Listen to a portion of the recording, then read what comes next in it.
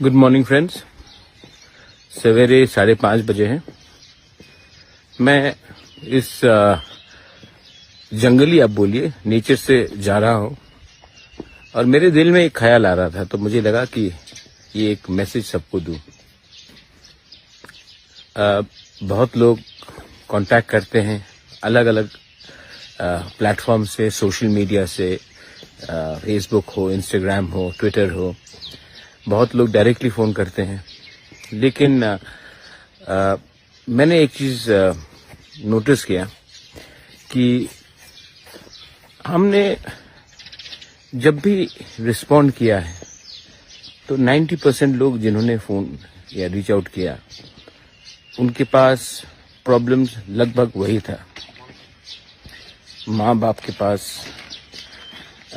पैसे की कमी हो, खुद की पैसे की कमी हो, किसी का भाई बेंगलोर में फंस गया है, फाइनेंशियल प्रॉब्लम्स। बहुत लोगों ने फ़ोन भी किया है कि हमें नौकरी दिलवा दो। किसी और ने फ़ोन किया है कि आप